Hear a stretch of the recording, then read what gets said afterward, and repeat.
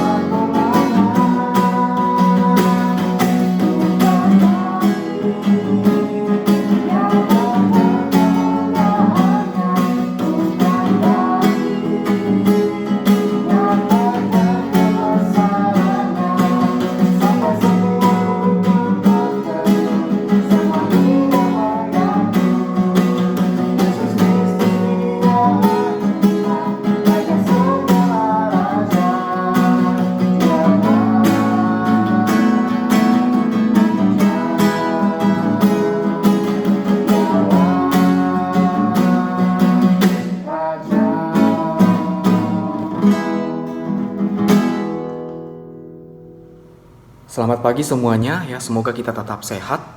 Dan pada kesempatan yang berbahagia ini kita akan kembali lagi ya, mempelajari tentang firman Tuhan, dan kita mau melihat ada satu hal yang mau kita tanamkan di dalam kehidupan kita. Sebelum itu kita berdoa. Mari kita berdoa. Tuhan Yesus, terima kasih Tuhan untuk pagi hari ini. Kami bersyukur kepada Tuhan kalau kami boleh diberikan Tuhan lagi kesempatan, dan kiranya Tuhan waktu ini sungguh-sungguh kami boleh berikan dan dedikasikan untuk Tuhan. Membagikan perhatian kami, fokus kami kepada Tuhan, supaya sungguh-sungguh firman-Mu boleh menjadi rema dan juga menjadi satu pelita di dalam kehidupan kami. Dan sungguh-sungguh hidup kami dibaharui oleh Kristus.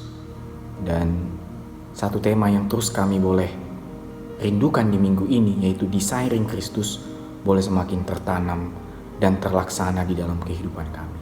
Terima kasih Tuhan. Ini doa kami, di dalam nama Tuhan Yesus kami berdoa. Amin.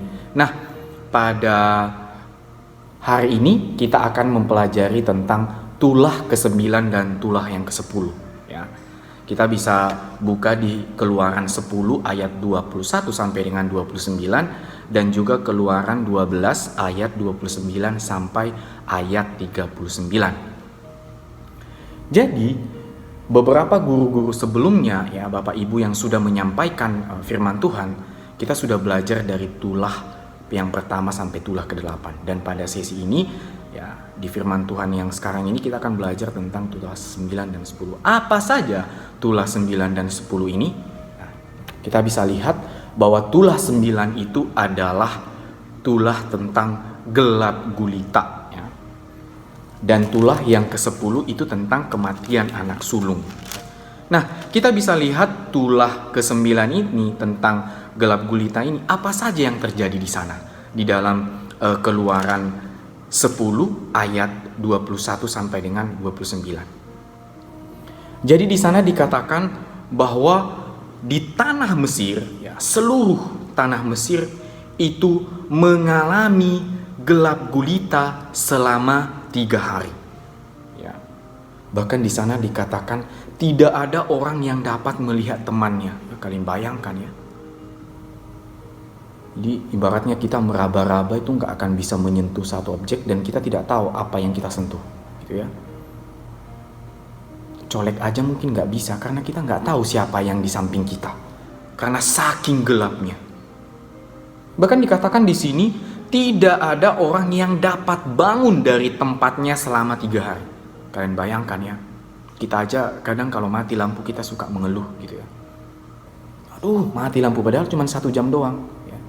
Tapi kita bisa lihat kengerian yang terjadi di dalam tulah ke-9 ini, gelap gulita itu meliputi tanah Mesir, bahwa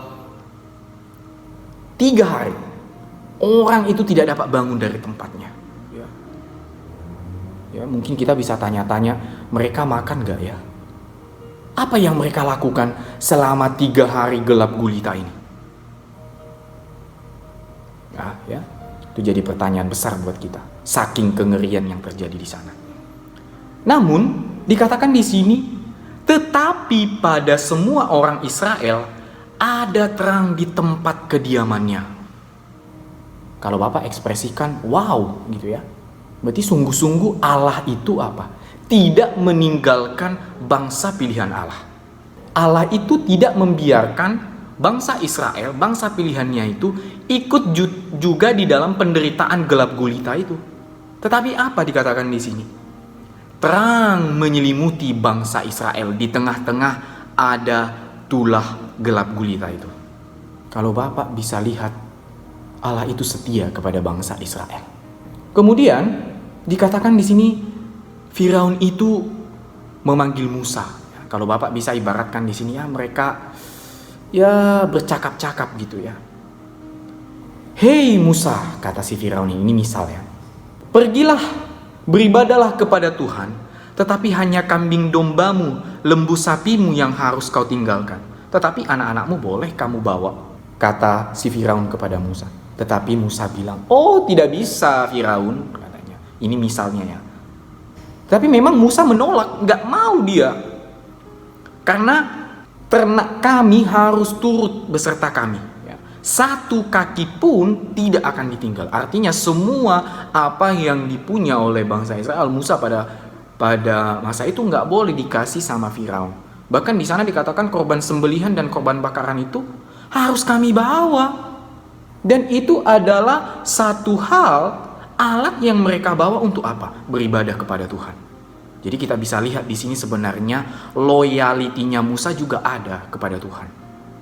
Dia nggak mau kasih sesuatu kepada Firaun, apalagi sesuatu ini adalah satu-satunya sarana buat mereka di dalam beribadah kepada Tuhan. Bahkan dikatakan di sana, dibilang, dan kami tidak tahu dengan apa kami beribadah sebelum kami sampai di sana. Artinya Musa itu mempersiapkan sungguh-sungguh untuk beribadah kepada Tuhan. Dari korban sembelihan, korban bakaran, ya, dia tidak merelakan itu untuk dikasih sama Firaun, tetapi dia mau mempersiapkan itu untuk Tuhan, untuk beribadah. Yaitu dalam konteks perjanjian lama ya. Kalau sekarang kalau kita beribadah sama Tuhan udah beda hal gitu ya. Nah itu beda konteks lagi kalau kita mau jelaskan itu. Kemudian di sini Tuhan itu mengeraskan hati Firaun sehingga tidak membiarkan mereka pergi dari tanah Mesir itu. Di ayat ayat yang 9, ayat 10 ya. Walaupun mungkin mujizat itu ya banyak terjadi di dalam bangsa Mesir ya, melalui Musa dan Harun, tetapi Tuhan itu mengeraskan hati Firaun ya. Ya ini sebenarnya lebih kepada ya kedaulatan Allah sebenarnya terjadi di sini. Cerita Allah itu begitu terlihat. Ya, bahkan keseluruhan tulah yang ada di dalam bangsa Israel, kita bisa melihat kemahabesaran Allah. Bahwa dia yang semuanya yang mempunyai ciptaan, yang mempunyai segala hal yang ada di dunia ini. Bahkan dia bisa mengeraskan hati Firaun. Ya, kalau kita bisa, ada nggak orang yang bisa mengeraskan hati orang lain? Nggak bisa ya. Tidak menjawab kalau kita mungkin membujuk orang lain. Nggak bisa. Tapi semuanya itu di bawah skenario Allah. Allah yang berotoritas atas umatnya. Sekalipun dengan Firaun. Sehingga tidak membiarkan orang Israel itu pergi dari negerinya. Ya. Sehingga apa? Tulah ke-10 pun terjadi di sana. Di ayat 29 sampai dengan ayat 39. Jadi setiap anak sulung ya, itu akan mati ya. Bahkan dibilang di sana anak sulung orang tawanan pun akan mati. Yang ada di liang tutupan pun akan mati. Bahkan anak sulung hewan pun akan mati. Jadi setiap makhluk hidup yang memperoleh hak kesulungan di bangsa Mesir itu, di tanah Mesir itu akan mati. Sehingga informasi itu sampai kepada telinga Firaun. Lah, kok bisa gitu ya? Karena tidak ada rumah yang tidak kematian. Jadi setiap rumah itu pada masa itu ya, yang ada anak sulungnya itu mati semuanya, dan kabar itu sampai kepada telinga Firaun. Sehingga melihat fenomena itu, ya tulah ini yang semakin muncak gitu ya.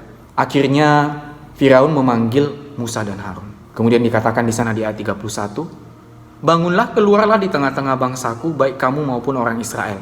Pergilah dan beribadahlah kepada Tuhan seperti katamu itu." Jadi mereka dibebaskan. Karena sudah sangat begitu ngeri pada masa itu. Di ayat 33 bahkan di sana, orang Mesir pun juga mendesak dengan keras kepada bangsa itu, menyuruh bangsa itu pergi dengan segera dari negeri itu. Sebab kata mereka, nanti kami mati semuanya. Kengeriannya sudah sampai kepada puncak. Sudah ada rasa ketakutan kepada bangsa Mesir. Bahkan di ayat 35 saja sebelum mereka pergi, Allah itu luar biasa ya. Kita bisa lihat di sini, Tuhan orang Israel itu. Jadi Tuhan itu membuat orang Mesir itu bermurah hati kepada bangsa pilihannya, yaitu dengan memenuhi permintaan mereka. Jadi mereka meminta orang-orang Mesir ini memberikan emas, perak, serta kain-kain. Ya, dilembutkan hati orang Mesir ya, di masa perbudakan itu.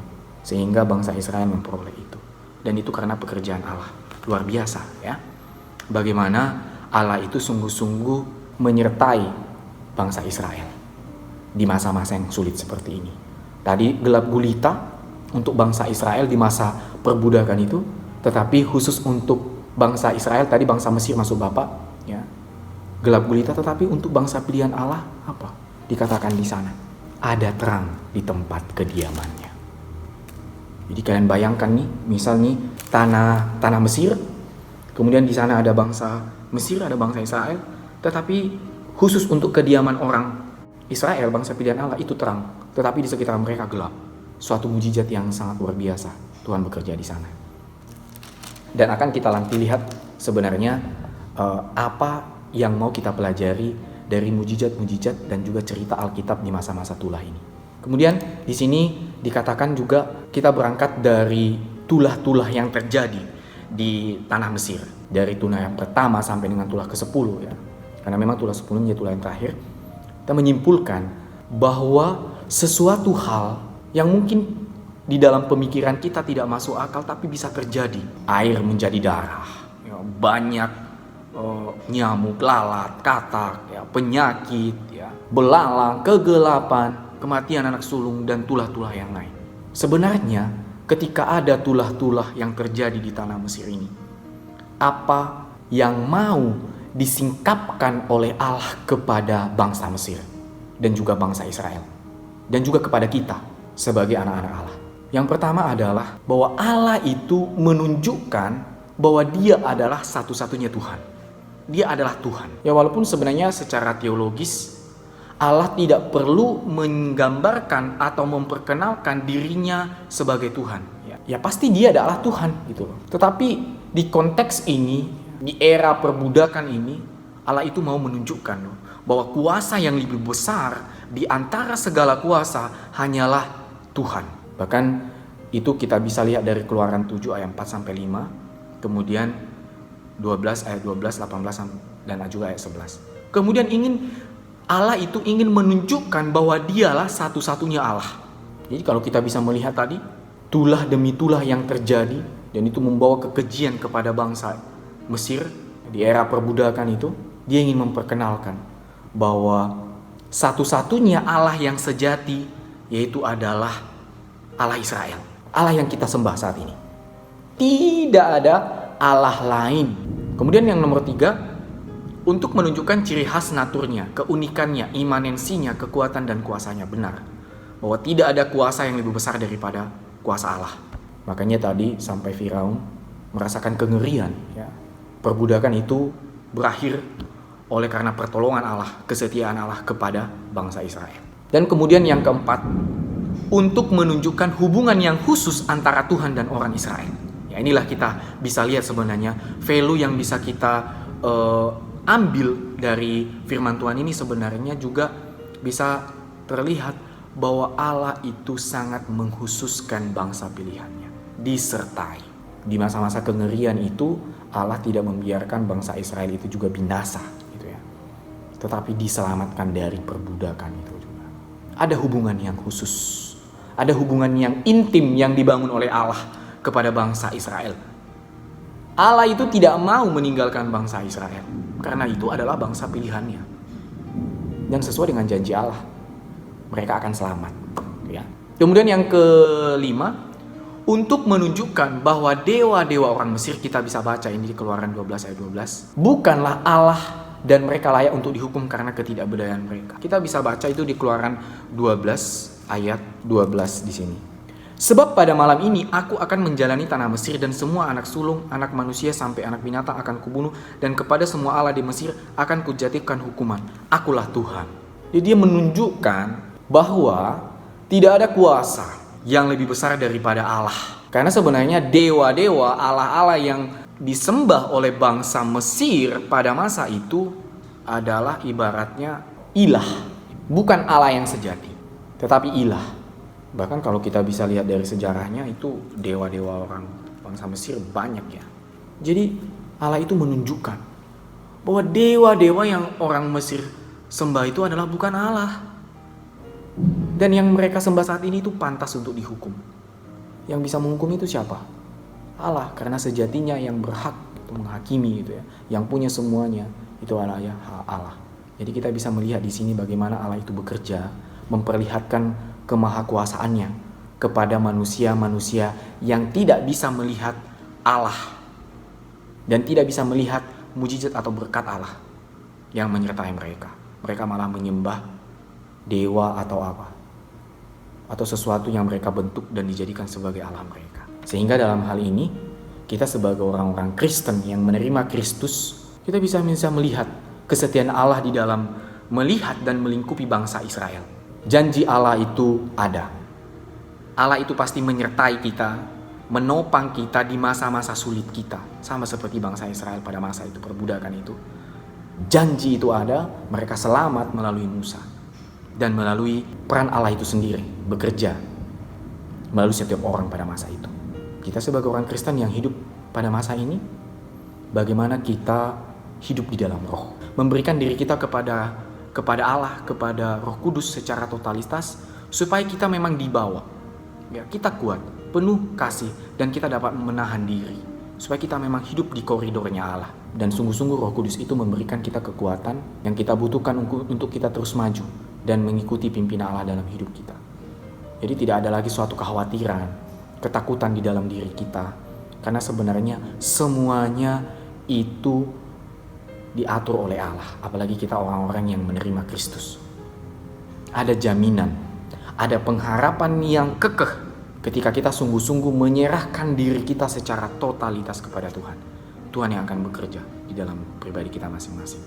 Jadi walaupun kita mungkin di dalam masa kesusahan, seperti bangsa Israel pada masa itu, kita mengalami masa sukar, kesulitan, kengerian, apalagi masa pandemi saat ini yang banyak demo dan lain sebagainya. Ada kekhawatiran, ada ketakutan di dalam diri kita.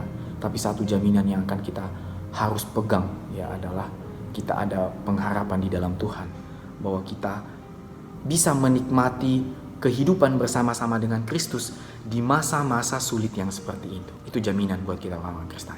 Biarlah sungguh-sungguh firman Tuhan ini menjadi satu pelajaran buat kita dan menjadi satu doa biar kita sungguh-sungguh boleh menyerahkan diri secara totalitas kepada Roh Kudus, dan biar Tuhan yang selalu menopang dan menuntun kita kepada koridornya Allah. Itu saja, mari kita berdoa. Tuhan Yesus, terima kasih Tuhan untuk pagi ini. Kami bersyukur kepada Tuhan kalau kami boleh hari demi hari dipertajam oleh firman-Mu.